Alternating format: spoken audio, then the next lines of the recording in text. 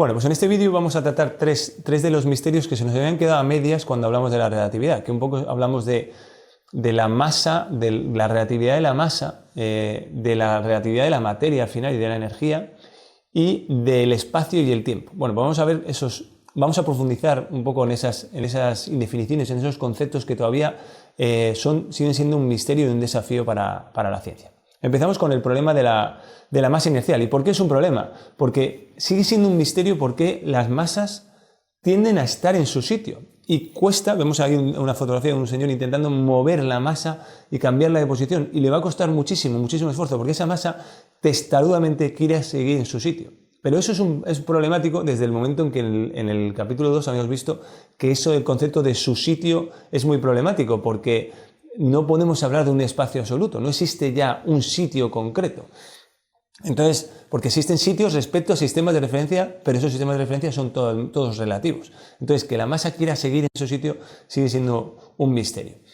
Ahora vamos a ver, pongo el ejemplo de esta persona en el tren, porque bueno, pues el tren se está moviendo a velocidad uniforme y también todo, mientras se mantenga a velocidad uniforme, está a gusto. Cualquier cambio en la dirección va a suponer que vuelve a convertirse de manera testaruda las masas y van a querer mantenerse en esa misma velocidad que llevaban, ¿vale? ¿Por qué? Las cosas tienden a mantenerse a la misma velocidad que llevan, o si están quietas tienden a estar quietas, pero a la misma velocidad respecto a qué. ¿Y quietas respecto a qué? Eso ya vimos que era un problema, lo vimos en el capítulo anterior. Ya decíamos que Newton dijo que era, bueno, pues sería respecto al espacio absoluto, pero el espacio absoluto resultó que no existía cuando lo vimos con relatividad. Por tanto, Einstein, Berkeley, Mach, Leibniz ya proponían, los primeros Berkeley, Mach y Leibniz, luego ya Einstein, proponían que las masas, digamos que justificaban su comportamiento, pero respecto al resto de masas, no respecto al espacio absoluto, sino respecto a las demás masas, ¿vale? Y es por eso, así como se podía explicar por qué las masas se empeñaban en mantener esa posición, no en su sitio, sino en su sitio relativo a las otras masas. Por eso os rescato este texto de Einstein, donde él explica cómo una de las motivaciones que él tenía para la teoría de la relatividad era intentar explicar por qué las masas querían mantenerse en su sitio respecto a las otras masas. Y él aspiraba a encontrar una solución matemática que pudiera explicar ese misterio. Ya vimos que él estaba obsesionado con Mach, que era quien había puesto en entredicho las cosas que decía Newton. Y esperaba que con la relatividad se fuera a explicar esto. Bueno, pues no consiguió explicarse y sigue siendo un misterio y sigue siendo algo que todavía no está explicado. Así que, ¿por qué las cosas tienden a quedarse en su lugar? ¿Por qué las cosas tienden a quedarse con velocidad constante? Sigue siendo un enigma, así que lo consideramos como caso no resuelto. Bien, habíamos visto también que íbamos a hablar de la esencia de la materia. Y diréis, bueno, pero ¿cuál es el problema que hay con la materia? Bueno, pues es un problema desde siempre, desde que los filósofos empezaron a ser filósofos. Y sigue siéndolo ahora. Y ya veréis ahora, cuando entremos en el capítulo 4 de la mecánica cuántica, cómo ese misterio se convierte casi en algo incoherente. Ya veremos más allá. ¿Cuáles son las preguntas que nos hacemos? Bueno, pues ¿de qué está hecha la materia? Digamos, los griegos dirían de átomos. Bueno, pues ahora modernamente diríamos ¿de qué están hechos los átomos? Bueno, pues de protones, neutrones, electrones. Vale, los protones y neutrones están hechos de quarks o lo que sea. Vale, los electrones, ¿de qué están hechos los electrones? Y entonces el científico te diría, bueno, un electrón no tiene componentes, no hay una subestructura conocida. En otras palabras, generalmente la definimos como una partícula elemental. ¿Pero eso qué quiere decir? ¿Que no está constituido de nada? Porque en realidad puede tener algo que no es divisible, puede tener realidad, algo que no se compone de nada es algo. Es decir, si un electrón no está compuesto de nada, entonces no existe, no es nada. Si para ser algo tiene que estar compuesto de algo, y si estuviera compuesto de algo, ¿de qué estaría compuesto y de qué partes sería divisible entonces? Así que, bueno, el científico diría, bueno, es posible que esté compuesto de elementos aún más primarios que el electrón y que no conocemos. Bueno, pues bien, entonces volveríamos a la misma siguiente pregunta de qué están hechos esos elementos que componen al electrón. Y al final siempre llegamos a la conclusión de que de alguna manera la materia es un misterio y que podemos llegar incluso a decir que es posible que todas las cosas que conocemos estén compuestas de partículas elementales que están compuestas de nada. Es decir, que todas las cosas que conocemos, al final, en última instancia, si las miramos con la razón, incluso con nuestros aparatos, no encontramos allí nada. No encontramos nada. Y no podemos encontrar nada. Eso ya los griegos lo veían. Es decir, es que esto es un misterio. Es decir, la materia es difícil concebirla. Ya Demócrito decía, bueno, existen esos átomos, pero esos átomos son indivisibles, indestructibles, eternos, tal, pero ¿de qué están constituidos? Y eso, ahí se queda la pregunta. Bien, pues esto sigue siendo un misterio y lo seguirá siendo siempre. Y con la mecánica cuántica hemos tocado con algo que os va a dejar absolutamente sorprendidos en el capítulo 4. Así que este también es un caso no resuelto. Y el tercero es la indivisibilidad del espacio y el tiempo, también tratado por los griegos, y también ellos consideraban que esto era un auténtico misterio. ¿Y por qué era un misterio? Ya vimos en el capítulo anterior que el espacio y el tiempo nos ha dejado ya un poco fríos, ya no lo podemos considerar como eso absoluto que decíamos, bueno, pues el espacio es algo absoluto, lo puedo colocar cada las cosas en unas determinadas coordenadas del espacio, y el tiempo pues es algo absoluto, pues nada, ninguna de esas dos cosas es absoluta, todo es relativo, y ahora vamos a hablar de cómo lo consideraban los griegos, ¿vale? Porque todo parte con Parménides. Al final Parménides, analizando, pensando con la razón, descartando los sentidos, él al final lo que piensa es, si una cosa es, y tendrá que seguir siendo. Una cosa que es no puede cambiar y dejar de ser. Una cosa que es no puede modificarse y pasar a ser otra cosa. Una cosa que está no puede pasar a estar en otro lado. Porque si está, está, y si es, es. Así que las cosas o bien son o bien no son, pero si son, son eternas y no cambian y son inmodificables.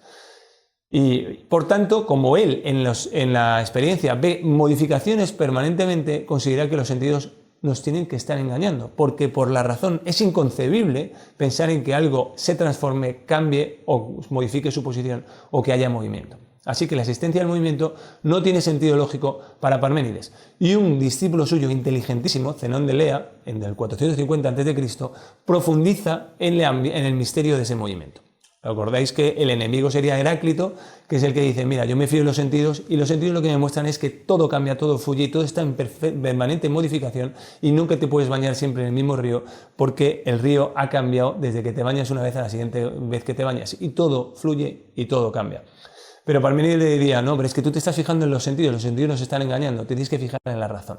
Bueno, pues Zenón de Elea era de los de Parménides y tenía que defender que efectivamente el movimiento es una ilusión, que el movimiento no tiene sentido en sí mismo. Vamos a ver cómo lo hacía. Os voy a proponer dos de las paradojas que él proponía, aunque proponía muchas más, y no han sabido resolverse. Vamos a ver cómo le dan solución los de ingeniería y cómo le dan solución más adelante, pero en realidad Zenón diría, todavía no habéis solucionado mi problema. Vamos a poner el caso de una carrera entre Aquiles y una tortuga. Aquiles le da ventaja a la tortuga. ¿Será capaz Aquiles de adelantarla? En principio diríamos todos, evidentemente sí, ¿no? Bueno, pues vamos a ver que Aquiles pronto ha llegado al sitio donde estaba la tortuga antes. Pero cuando Aquiles ha llegado a donde estaba la tortuga antes, la tortuga ya se ha movido. Bueno, pues ahora es cuestión de que ahora ya en el siguiente paso Aquiles vaya a donde está ahora la tortuga. Bien, pero es que Aquiles cuando llega a donde está ahora la tortuga también se ha vuelto a mover. Bueno, pues volvemos a intentarlo. Y Aquiles, venga, que ya le tienes enseguida. Cógela. Pero es que la tortuga se ha vuelto a mover. Y ahora vamos a hacer, y hacemos zoom, y así podemos seguir, y haciendo zoom, Aquiles intenta llegar a donde está la tortuga, pero la tortuga se ha movido. Y Aquiles intenta llegar y la tortuga se ha movido. Y así podemos seguir haciendo zoom tantas veces como queramos, y Aquiles nunca alcanza a la tortuga. Bien. Otro ejemplo, decía Zenón, bueno, Parménides, mi maestro, se dispone a iniciar un paseo de 100 metros. Vale, pues está claro que para llegar a los 100 metros, antes de llegar a los 100 metros, tiene que llegar al punto medio, que le vamos a llamar A. Perfecto, eso es indiscutible.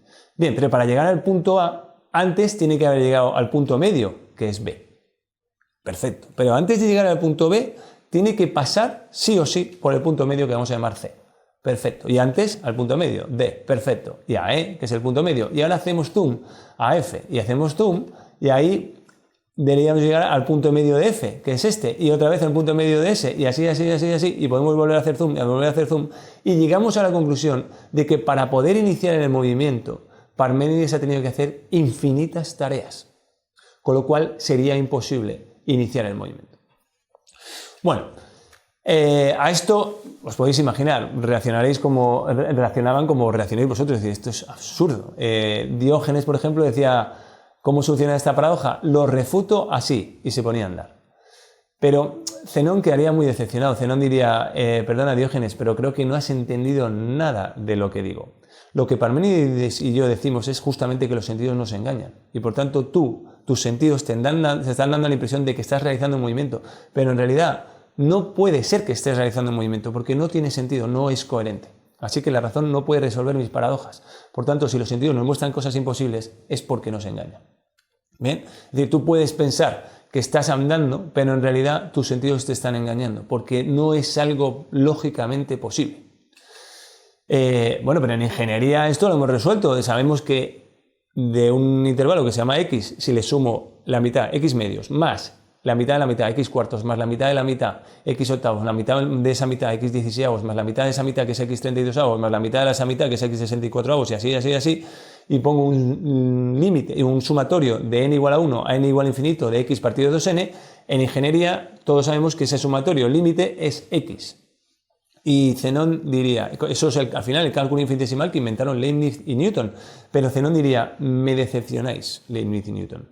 ¿Vosotros pensáis que de esa manera habéis demostrado y habéis dado una solución a mis aporías, a las sorpresas que yo os he mostrado? Pues no habéis encontrado ninguna solución, porque esa ecuación que habéis puesto es una ecuación que ponéis fruto de la experiencia que vuestros sentidos os muestran. Así que lo que vosotros estáis ahí poniendo es matemáticamente lo que vuestros sentidos os muestran una y otra vez. Por tanto, con esa ecuación que ponéis ahí no demostráis nada, simplemente demostráis que vuestros sentidos os muestran eso, pero no respondéis a la problemática racional de cómo es posible que exista el movimiento. Y lo que insisto es que Zenón decía, la experiencia nos engaña, y por tanto esa ecuación que está basada en la experiencia nos engaña. Y diría Zenón, la única manera de solucionar mis paradojas sería que el tiempo no fuera infinitivamente divisible y que el espacio no fuera infinitamente divisible. De manera que si el tiempo no es infinitamente divisible, no podemos dividir la carrera de Aquiles en infinitos instantes. Y si el espacio no es infinitamente divisible, no podemos dividir el paseo de Parménides en infinitos espacios. De tal manera que entonces ya sí que Aquiles puede pillar a la tortuga perfectamente y sí que Parménides puede iniciar el paseo sin problema porque no tiene que hacer infinitas tareas. Bueno, pues ¿cuál es la solución que se le da ahora en la mecánica cuántica? Se ha encontrado un límite discreto en el espacio que se llama la longitud de Planck y un límite discreto en el tiempo que llamamos tiempo de Planck. Todo lo que está por encima de esa longitud y todo lo que está por encima de ese tiempo, las fórmulas, las matemáticas, nuestra coherencia, nuestra lógica funciona. Todo lo que está por debajo de esa longitud de Planck y luego por debajo de ese tiempo de Planck, nuestra lógica, nuestras matemáticas, nuestros sistemas, nuestras leyes no funcionan, no tienen sentido. Por tanto, para la física contemporánea el espacio y el tiempo ya no es infinitamente divisible y esto podría ser una solución a los dolores de cabeza de Zenón. Esto también se ha solucionado en el sector audiovisual. Aquí vimos a Mario Bros dibujado en 500 píxeles. Cada píxel es, digamos, esa divisibilidad del espacio. Pero no podemos hacerlo infinitos píxeles, no podríamos hacer ninguna película, ningún dibujo, ni nada de nada con infinitos píxeles. Tenemos que definir un mínimo.